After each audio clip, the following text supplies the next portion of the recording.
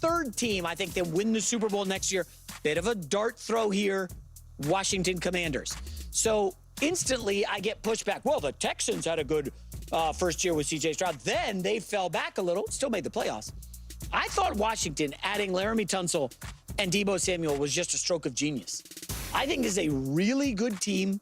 I think they'll push the Eagles in the NFC East. They're vastly superior to the Cowboys and Giants. And you look at the continuity, kept their head coach, kept both coordinators. Terry McLaurin's holdout should be done here shortly.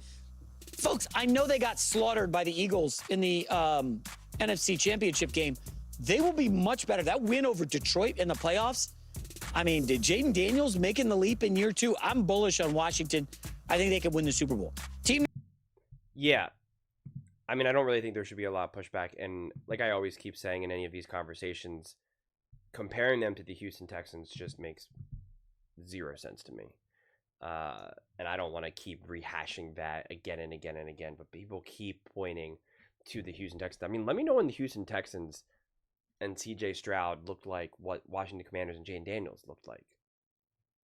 And how their season like actually unfolded, how they were actually winning the games, how they actually found themselves in the playoffs, and how they played in the playoffs and against who.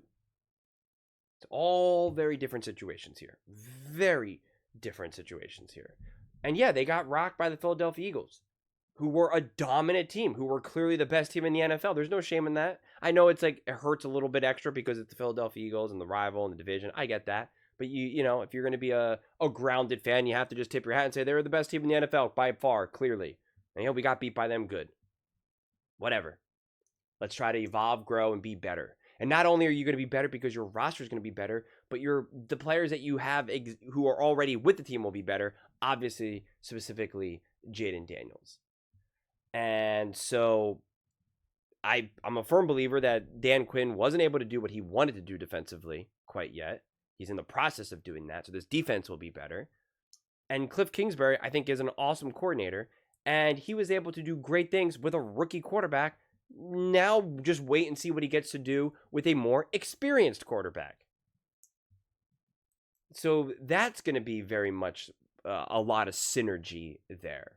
So I don't think this is a dart throw at all. I mean, they made it to the NFC Championship game last year. They were one of 4 final teams there. So I don't know why this could be considered a dart throw.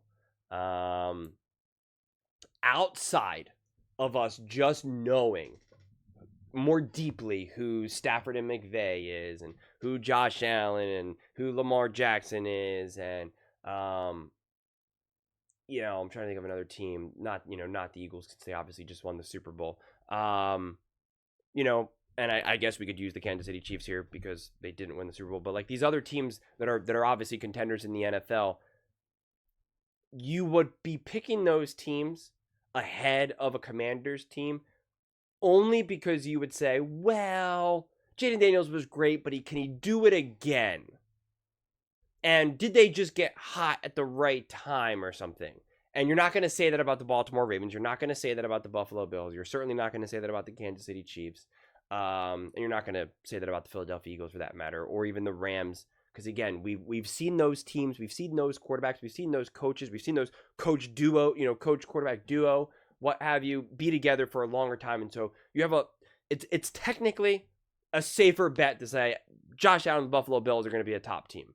If you had to choose between the Buffalo Bills and the Washington Commanders, or Josh Allen or Jaden Daniels in 2025, you have to pick right now. Who do you think is going to have a better year? It is without question a significantly safer bet to say Josh Allen, because he's done it more frequently and more consistently.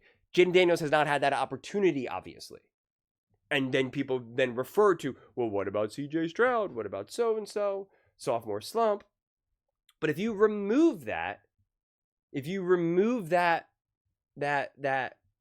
mental block, because that's really what it is, and you just look at the team, the quarterback, the coaching staff, the roster, individually, in a vacuum, you wouldn't be giving some sort of qualifier, some sort of obstacle to be like, I think this team will be great. Because you're not saying that about Josh Allen and Lamar Jackson by saying, the Ravens, yeah, the Bills got to the AFC Championship game, but like, I don't know, we got to see if Josh Allen can do it again. Like, you're not saying that. So the reality is if you believe that Jaden Daniels is actually just a great quarterback and we're not going to have to play this game of like, well, he's got to do this, that, and the third, it's only a second year, blah, blah, blah, blah. If you throw that all out the door, well, then it would be like, why would this team then not be a top team in the NFL? What would be the issue here? You have a great coach in Dan Quinn who's proven, clearly proven. Not only was he a great coordinator, but he was also a really, really good to great head coach as well. And you have an awesome offensive coach in Cliff Kingsbury, who is also proven. People make me want to go back and revisit the video that I made back in like July or August, before Cliff Kingsbury and Jaden Daniels ever took a snap together with the Commanders, and I was like, they're gonna have so much success. Cliff Kingsbury is actually great, and I did a whole deep dive as to why he is and how he was scapegoated in Arizona, and they actually had a tremendous amount of success with Kyler Murray, a difficult quarterback to work with, a disastrously run franchise. Like literally, just they're consistently voted as one of the worst run franchises by the players in Arizona. So it's just like Cliff Kingsbury was not the problem there. And so when you have that, when you have just even that depth of coaching, which is usually what people don't typically say, it's like that alone is your safety net for going backwards. I mean, with a better coordinator, and I had high hopes for Bobby Slowick, to be fair, but with a more experienced coordinator, CJ Stroud and the Texans could have looked a lot better. But also, they made the playoffs because that division is awful. Like, let's be serious here. And CJ Stroud is a great quarterback, so it's just like you're still going to find ways to win some games. But that team never looked right last year. Never, even in their wins. I'd make videos and say, yeah, you won, but like didn't really feel good. And like some Texans fans would be like, yo, you're a clown. What are you talking about? And I'm like, well.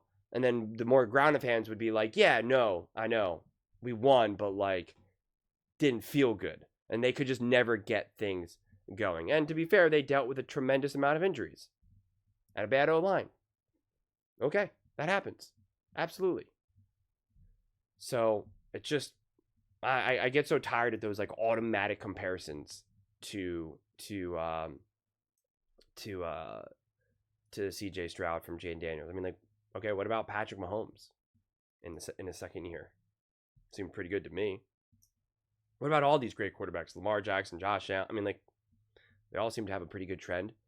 And Jalen Hurts in 2021 played pretty good, led a pretty average team to the playoffs for the Philadelphia Eagles.